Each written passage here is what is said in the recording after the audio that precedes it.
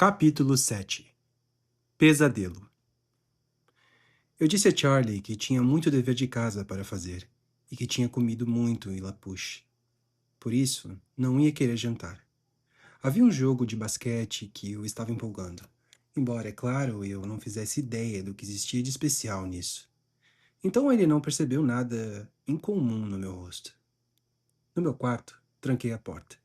Vasculhei a minha mesa até encontrar meus velhos fones de ouvido e os conectei no pequeno CD player. Escolhi um CD que Phil me dera de Natal. Era de uma das bandas preferidas dele, mas era um pouco pesado demais para o meu gosto. Coloquei o CD no lugar e me deitei na cama. Pus os fones, apertei o play e aumentei o volume até machucar meus ouvidos. Fechei os olhos e coloquei um travesseiro na parte de cima do rosto. Eu me concentrei só na música, tentando entender a letra, desvendar o padrão complicado da bateria. Na terceira vez que ouvi todo o CD, eu sabia pelo menos toda a letra dos refrãos. Fiquei surpreso em descobrir que eu, afinal de contas, gostava da banda depois que consegui passar pelo barulho ensurdecedor. Eu teria que agradecer a Phil novamente. E deu certo. Graças à batida de rachar os tímpanos, foi impossível pensar. E era esse o propósito do exercício. Ouvi o CD repetidas vezes até que estava cantando todas as músicas e até que finalmente dormi. Abri os olhos em um lugar familiar. Apesar de parte da minha mente parecer saber que eu estava sonhando, a maior parte de mim estava apenas presente na luz verde da floresta. Eu podia ouvir as ondas quebrando nas pedras em algum lugar por perto, e sabia que se achasse o mar, poderia ver o sol. Tentava seguir o som, mas então Jules estava ali, puxando minha mão, arrastando-me para a parte mais escura da floresta. Judy, qual o problema? Perguntei. O rosto dela estava assustado enquanto ela me puxava com toda a força, tentando me levar para a escuridão. Corre, Bo. Você tem que correr, sussurrou ela apavorada. Por aqui, Bo.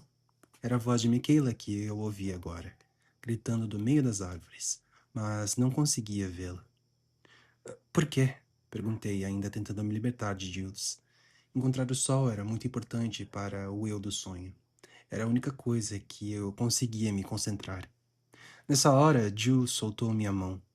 Ela deu um gritinho estranho e, tremendo de repente, caiu no chão. E começou a se contorcer. Olhei com pavor, sem conseguir me mexer. Jules! Gritei. Mas ela tinha sumido. E em seu lugar havia uma loba grande e castanho avermelhada de olhos negros. A loba desviou os olhos de mim, apontando o focinho para a praia. O pelo eriçado nos ombros emitindo rosnados baixos por entre as presas à mostra. Corre, Bo! Gritou Michaela novamente de trás de mim, mas não me virei. Eu estava vendo uma luz que vinha da praia na minha direção. E aí, Edith apareceu no meio das árvores. Ela estava com um vestido preto e ia até o chão, mas deixava os braços, os ombros à mostra e tinha um decote profundo em V.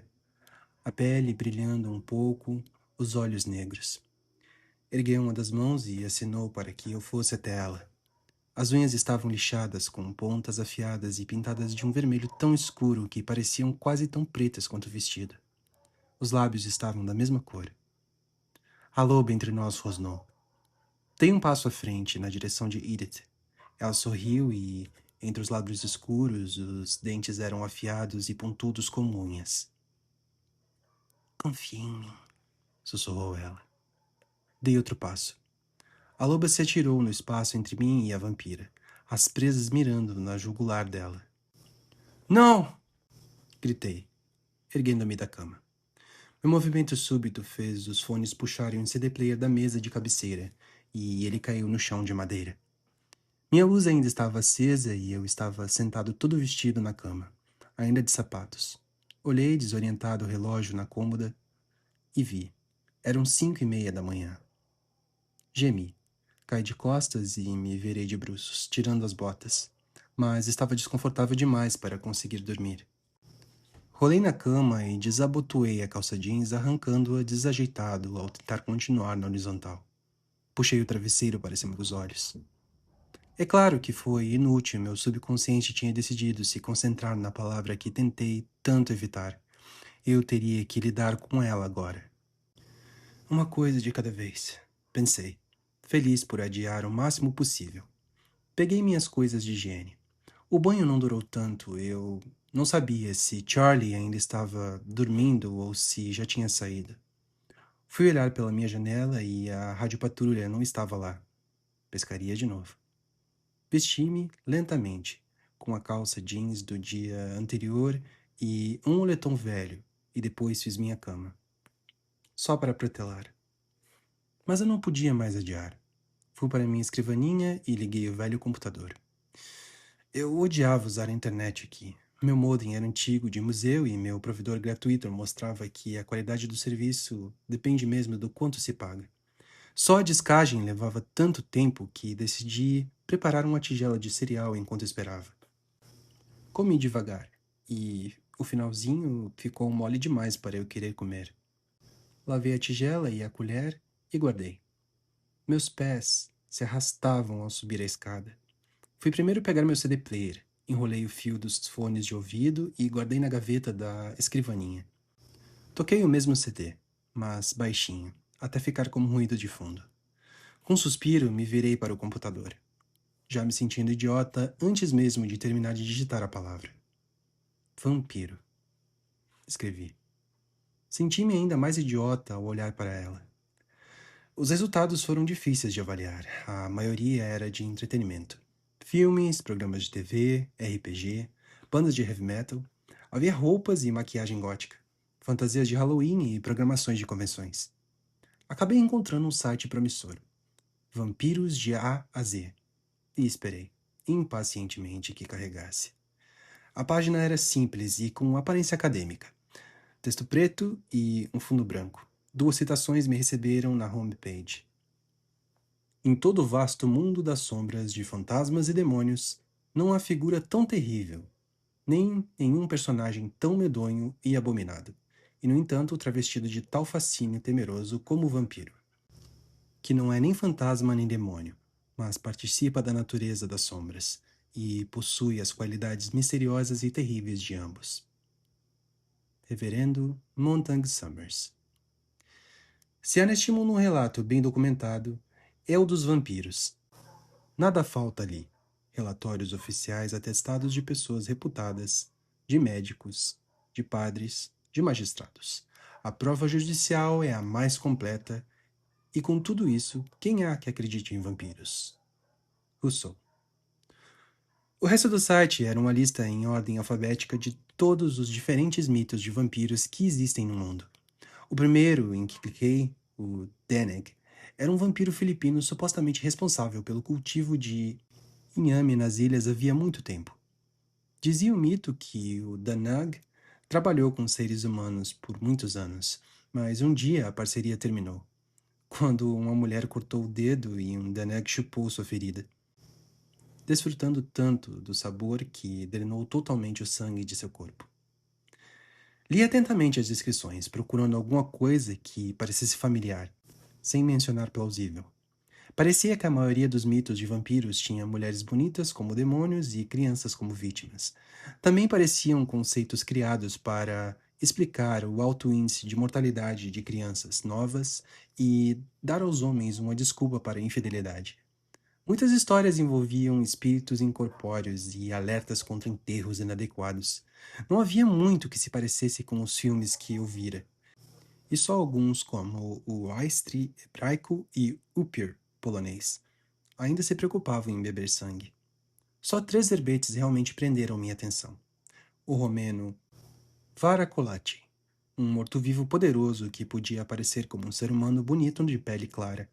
O eslovaco Nelapci, uma criatura tão forte e tão rápida que podia massacrar uma aldeia inteira na primeira hora depois da meia-noite. E outro chamado Stregone Benefici. Sobre esse último só havia uma frase curta. Stregone Benefici, vampiro italiano que se diz estar ao lado do bem e é inimigo mortal de todos os vampiros do mal. Foi um alívio estranho. Aquele pequeno verbete, o único mito entre centenas que afirmava a existência de vampiros do bem. Entretanto, no geral, pouco havia que coincidisse com as histórias de Jules ou minhas próprias observações. Fiz um pequeno catálogo em minha mente enquanto lia e o comparei cuidadosamente com cada mito. Beleza, velocidade, força, pele clara, olhos que mudavam de cor, e depois os critérios de Jules. Bebedores de sangue, inimigos de lobisomem, pele fria e imortais.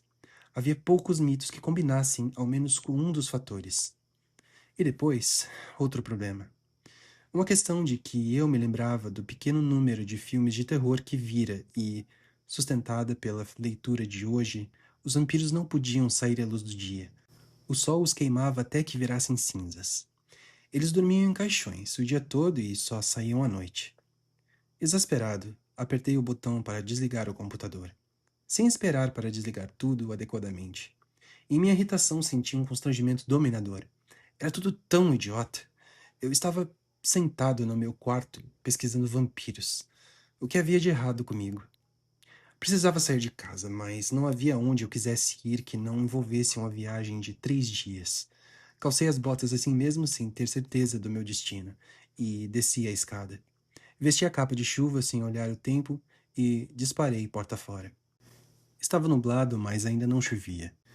Ignorei meu carro e parti para o leste a pé, atravessando na diagonal o jardim de Charlie em direção à floresta. Pouco tempo depois, eu havia avançado bastante. A casa e a rua estavam invisíveis e o único som era o esmagar da terra molhada debaixo dos meus pés. Havia ali uma trilha estreita que levava para o interior da floresta. A trilha entrava cada vez mais fundo na floresta, principalmente para o leste. Pelo que eu podia perceber, serpenteava pelos espruces e os cicutas, os teixos e os bordôs. Só conhecia vagamente os nomes das árvores em volta de mim. E tudo o que eu sabia se devia ao fato de Charlie apontá-las da janela da viatura na minha infância. Havia muitas que eu não conhecia e outras sobre as quais não podia ter certeza porque estavam cobertas demais de parasitas verdes. Segui a trilha pelo tempo que a raiva me impeliu. Quando começou a amainar, diminuí o passo. Algumas gotas de água escorriam do dossel verde acima de mim, mas eu não podia ter certeza se estava começando a chover ou se eram simplesmente gotas que restaram de ontem, presas nas folhas no alto, caindo devagar na terra. Uma árvore recém-caída. Eu sabia que era recente porque não estava totalmente atapetada de musgo. Pousava no tronco de uma de suas irmãs, criando um pequeno banco abrigado e uma distância segura da trilha. Passei por cima das samambaias, me sentei e encostei a cabeça coberta pelo capuz na árvore viva. Era o lugar errado para ir. Eu devia saber, mas para onde mais eu iria? A floresta era de um verde intenso e parecida demais com a cena do sonho da noite passada para que eu ficasse tranquilo. Agora que não havia mais o som dos meus passos ensopados, o silêncio era penetrante. As aves também estavam quietas e a frequência das gotas aumentava. Então devia estar chovendo no alto. As samambaias eram quase da altura da minha cabeça agora que eu estava sentado. E eu sabia que alguém podia andar pela trilha a 1 metro de distância e não me ver. Aqui nas árvores era muito mais fácil acreditar nas palavras absurdas que me constrangiam entre 4 paredes. Nada mudara nessa floresta. Havia milhares de anos. E todos os mitos e lendas de 100 terras diferentes pareciam muito mais prováveis nessa névoa verde do que em meu quarto claro. Obriguei-me a concentrar nas duas questões mais importantes que eu precisava responder. Primeiro, eu tinha de decidir se era possível que aquilo que Jules dissera sobre os Cullen fosse verdade. Minha mente reagiu imediatamente com uma negativa retumbante. Era tolice considerar essa ideia. Eram histórias bobas, só lendas velhas e mórbidas. Mas o que então? Perguntei a mim mesma. Não havia explicação racional para o modo como sobrevivia a Van. Relacionei novamente em minha cabeça as coisas que eu observei. A beleza inumana, a velocidade e a força impossíveis. A cor dos olhos mudando do preto para o dourado e voltando ao preto. A pele branca e gélida. E mais coisinhas que entraram na minha cabeça aos poucos. Eles nunca pareciam comer. e havia a elegância perturbadora com que cada um se movimentava, e o modo como ela falava às vezes, com uma cadência desconhecida e expressões mais adequadas a um romance histórico, do tipo que minha mãe amava do que a uma sala de aula do século XXI. Ela matou aula naquele dia em que fizemos a tipagem sanguínea. Não disse não para a viagem à praia até saber onde iríamos. Parecia saber o que todos por perto dela estavam pensando, a não ser eu. Ela me dissera que era a vila perigosa. Poderiam os Cullen serem vampiros? Bom, eles eram alguma coisa. Algo fora dos limites do normal e são. Estava acontecendo naquela cidadezinha insignificante. Fossem os frios de Jules ou minha teoria de super-heróis, Edith Cullen não era humana. Era algo mais. Então, talvez, esta teria que ser a minha resposta por enquanto. E havia a questão mais importante de todas. O que eu ia fazer? Se Edith fosse uma vampira, eu mal conseguia pensar na palavra. O que eu deveria fazer? Definitivamente estava fora de cogitação envolver outra pessoa. Eu nem conseguia acreditar. Qualquer um com quem eu tentasse falar sobre o assunto me internaria. Apenas duas opções pareciam práticas. A primeira era aceitar o conselho dela, ser inteligente e evitá-la ao máximo. Cancelar nossos planos, voltar a ignorá-la da melhor maneira que eu pudesse. Fingir que havia um vidro grosso e impenetrável entre nós, em uma aula onde éramos obrigados a sentar juntos. Dizer a ela que ela estava certa e nunca mais voltar a falar com ela. E doeu. A mera ideia, mais do que deveria. Mais do que eu achava que conseguiria aguentar. Mudei de direção e pulei para a opção seguinte. Eu não podia fazer nada diferente, afinal, se ela era uma coisa sinistra, até agora eu não tinha feito nada de ruim. Na verdade, eu seria um amassado no paralama do carro de Taylor se ela não tivesse agido com tanta rapidez. Tão rápido, argumentei comigo mesma, que podia ter sido por mero reflexo. Mas se foi um reflexo para salvar uma vida, como ela poderia ser má? Minha cabeça girava sem respostas. Havia algo de que eu tinha certeza, se é que tinha certeza de alguma coisa. A Edith de vestido preto com dentes e unhas afiadas era só a encarnação das palavras de Jules, não a verdadeira Edith. Mesmo assim, quando ela gritou de horror na hora que a lobisomem atacou, não foi o medo da loba que me fez gritar. Não, foi o medo que ela fosse ferida. Mesmo com ela me chamando com presas afiadas, eu temia por ela. E eu sabia que havia uma resposta aí. Não sabia se havia alternativa. Eu já mergulhara fundo demais. Agora que eu sabia, se é que eu sabia, o que eu podia fazer? Porque ao pensar nela, na voz, nos olhos hipnóticos, na força magnética com qual o corpo dela atraía o meu, eu só queria estar com ela agora. Mesmo que... Mas eu não queria pensar na palavra de novo. Não aqui. Não na floresta silenciosa. Não enquanto a chuva a tornava sombria como um crepúsculo sob as árvores e tamborilava como passos no chão de terra lamacenta. Eu tremi e me levantei preocupado, que, de algum modo, a trilha sumisse com a chuva. Mas estava ali, sinuosa na sombra, verde e gotejante. Dei passos maiores agora e fiquei surpreso à medida que quase corria pelas árvores, com o quanto fui longe. Comecei a me perguntar se estava saindo da floresta ou se seguiria a trilha ainda mais para os confins dela. Mas antes que o pânico fosse demasiado, comecei a vislumbrar alguns espaços abertos pela teia de galhos. Depois, pude ouvir um carro passando na rua e eu estava livre. O gramado de Charlie debaixo dos meus pés. Era meio-dia quando entrei em casa. Fui para o segundo andar e me troquei. Jeans e uma camiseta, uma vez que ia ficar em casa.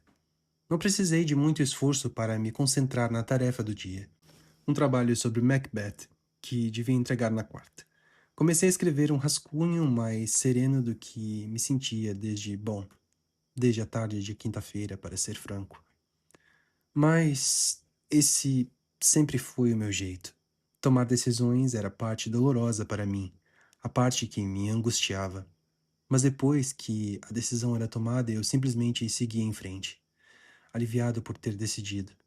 Às vezes o alívio era tingido de desespero, como minha resolução de vir para Forks, mas ainda era melhor do que lutar com as alternativas. Era quase fácil demais conviver com aquela decisão, perigosamente fácil. O resto do dia foi tranquilo e produtivo. Terminei o trabalho antes das 8. Charlie chegou em casa com muitos peixes e fez uma nota mental para comprar o livro de receitas de peixe quando estivesse em Seattle, na semana seguinte. Os arrepios de adrenalina que sentia sempre que pensava nessa viagem não eram diferentes daquele que senti antes de dar o passeio com Jules. Deveriam ser diferentes, mas eu não sabia como me fazer sentir o tipo certo de medo. Naquela noite dormi sem sonhos, exausto por ter começado o dia tão cedo. Acordei pela segunda vez desde que cheguei a Forks, com a luz amarela de um dia de sol. Cambaleei até a janela, atordoado ao ver que quase não havia uma nuvem no céu. Abri a janela surpreso quando essa se moveu em silêncio, sem agarrar, pois não abria desde que, quem sabe quantos anos antes, e respirei o ar relativamente seco. Estava quase quente e praticamente não ventava. Meu sangue vibrou nas veias. Charlie estava terminando o café da manhã quando eu desci e percebeu meu estado de espírito de imediato. Está um lindo dia, Bo, comentou. É, concordei com um sorriso. Quando ele dava um sorriso assim tão grande, era mais fácil imaginá-lo como um homem que se casou impulsivamente com uma garota bonita que mal conhecia quando só tinha 3 anos, a mais do que eu agora. Não havia sobrado muito daquele homem. Ele foi se apagando com os anos, como o cabelo castanho encaracolado que foi se afastando da testa. Tomei o café da manhã com um sorriso no rosto, vendo a poeira se agitar na luz do sol que jorrava pela janela dos fundos. Charlie gritou um até logo, e eu ouvi a rádio patrulha sair da casa. Hesitei a caminho da porta, com a mão na capa de chuva. Seria uma provocação com o destino deixá-la em casa. Dobrei-a sobre o braço e saí para a luz mais brilhante que eu vi em meses. Depois de uma batalha curta, consegui que as duas janelas da picape ficassem quase completamente abertas. Fui um dos primeiros a chegar na escola. Nem mesmo olhei o relógio na pressa que tive de sair. Estacionei e segui para os bancos de piquenique no lado sul do refeitório. Os bancos ainda estavam meio molhados, então eu me sentei em cima da capa de chuva, feliz por encontrar utilidade para ela. Meu dever de casa estava pronto, mas havia alguns problemas de trigonometria que eu não tinha certeza de que estavam certos. Abri o livro, mas na metade da revisão do primeiro problema, minha mente já estava longe, vendo o sol brincar nas árvores de tronco vermelho. Rabisquei sem atenção nas margens do meu dever de casa. Depois de alguns minutos, de repente percebi que tinha desenhado 5 pares de olhos escuros me encarando da página. Passei a borracha neles. Pão! Ouvi alguém gritar e parecia Michaela. Olhei em volta e percebi que a escola tinha se povoado enquanto eu estava sentado ali. Todos estavam de camiseta, alguns até de short. Apesar de a temperatura não poder ser mais do que 15 graus, Michaela vinha na minha direção com uma saia que chegava na metade das coxas e uma camiseta regata. Oi, Michaela, respondi. Ela veio se sentar ao meu lado, o sol cintilando no cabelo recém-alisado, um sorriso se espalhando pelo rosto. Estava tão contente em me ver que eu não pude deixar de retribuir. Lindo dia, não é? Do jeito que eu gosto, concordei. O que você fez ontem? O tom de voz era um tanto possessivo, e lembrei o que Jules disse. As pessoas achavam que eu era namorado dela, porque Michaela queria que achassem isso. Mas eu estava com um humor bom demais para me deixar afetar. Trabalhei no dever sobre Macbeth. Ah, é para a quinta, não é? Hum, para a quarta, eu acho. Quarta? O sorriso dela desapareceu. Isso não é bom. Acho que vou ter que fazer hoje. Ela franziu a testa. Eu ia perguntar se você queria sair.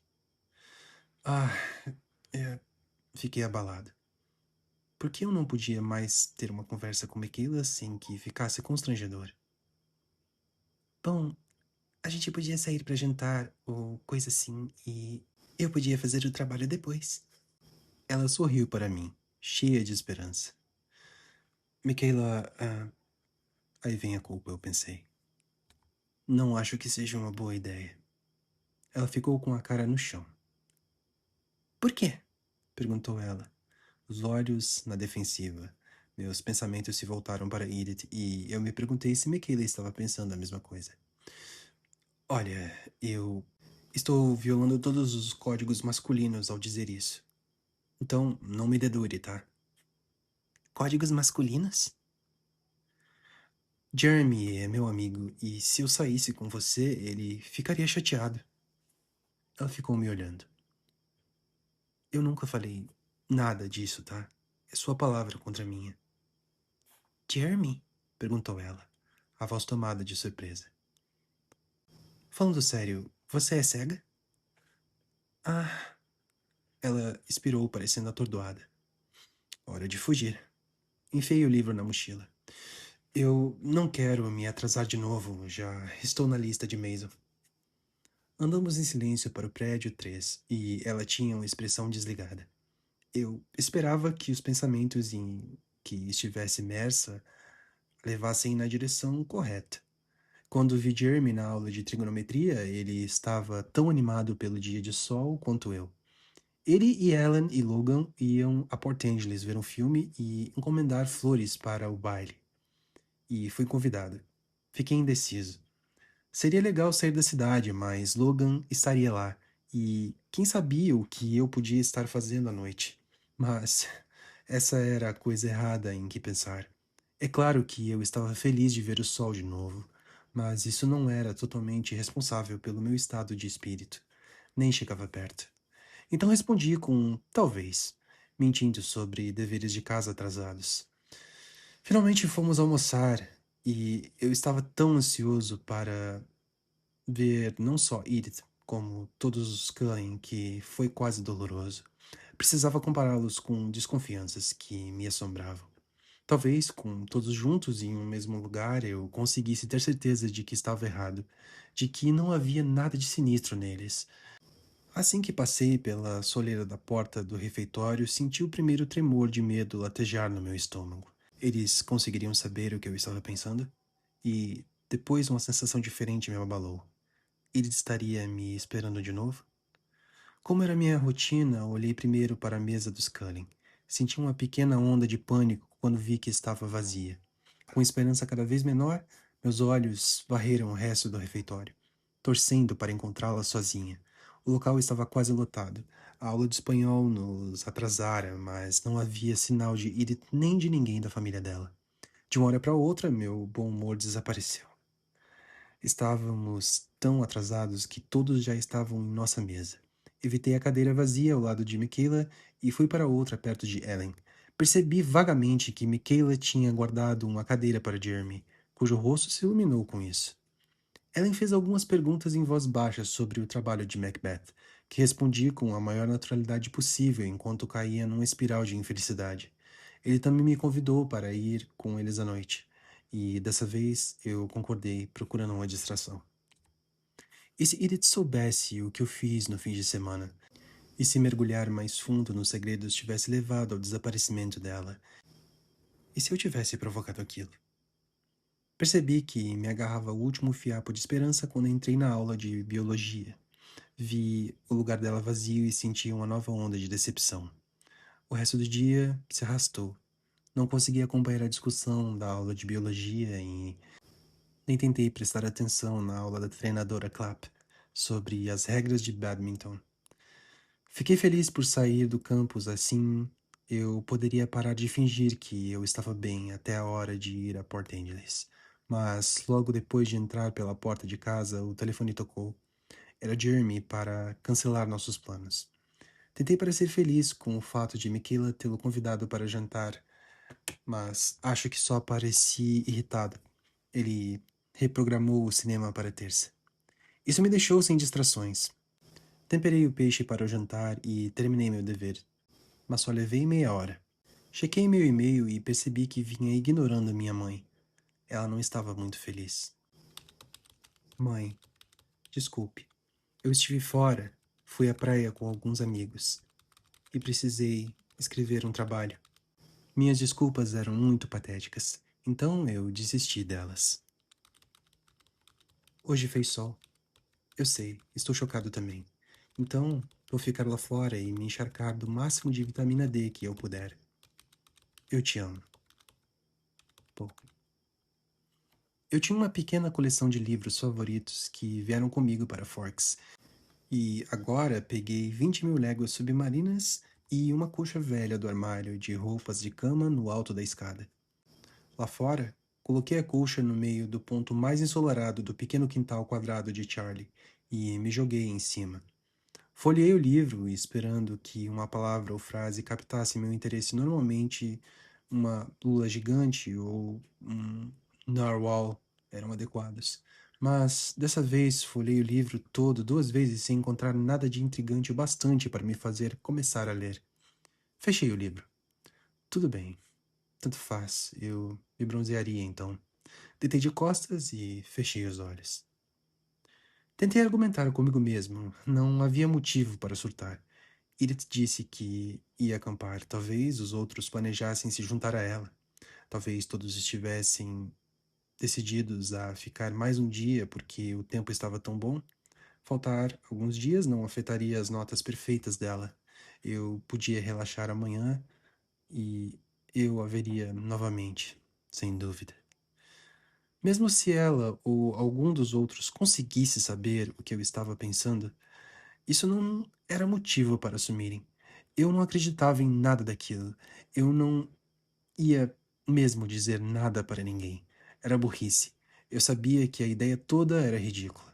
Obviamente, não havia nenhum motivo para ninguém, vampiro ou não, reagir com exagero. Era igualmente ridículo imaginar que alguém era capaz de ler meus pensamentos. Eu precisava parar de ser tão paranoico. Edith voltaria amanhã. Ninguém achava neurose uma coisa atraente e eu duvidava de que ela fosse a primeira. Tranquilo, relaxado, normal. Eu conseguia lidar com isso. Era só inspirar e expirar. Quando dei por mim, percebi o som da viatura de Charlie virando no piso da entrada de carros. Senti-me surpreso de ver que a luz sumiu e eu estava nas sombras das árvores agora. Eu devia ter adormecido. Olhei em volta, ainda desnorteado, e com a sensação repentina de que não estava só. Charlie? Perguntei, mas consegui ouvir a porta batendo na frente de casa. Fiquei de pé num pulo, tenso e me sentindo idiota por me sentir assim, e peguei a colcha e meu livro. Corri para dentro a fim de colocar o óleo para esquentar no fogão.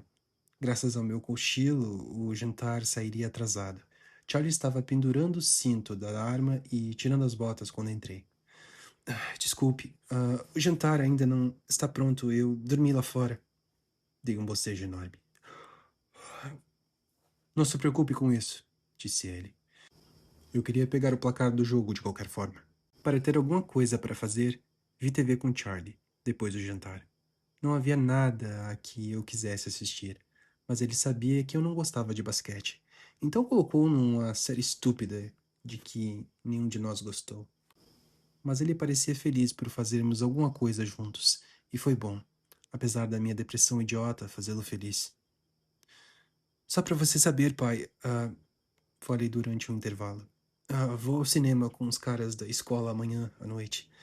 Então você vai estar por sua conta. Alguém que eu conheço? Perguntou ele. Quem ele não conhecia na cidade, pensei. Jeremy Stanley, Alan Weber e Logan, sei lá qual o sobrenome dele. Mallory, disse ele. Se você diz, respondi. Tudo bem. Tem uma aula no dia seguinte, então não exagere. Vamos logo depois da aula para não voltarmos tarde. Quer que eu deixe alguma coisa para o seu jantar? Bom, eu me alimentei por 17 anos antes de você vir para cá, lembrou ele. Não sei como sobreviveu, murmurei. Tudo pareceu menos horrível de manhã. Estava sol de novo, mas tentei não me encher de esperanças. Vesti um suéter mais fino para tempo mais quente, uma peça que eu usava no auge do inverno em Phoenix.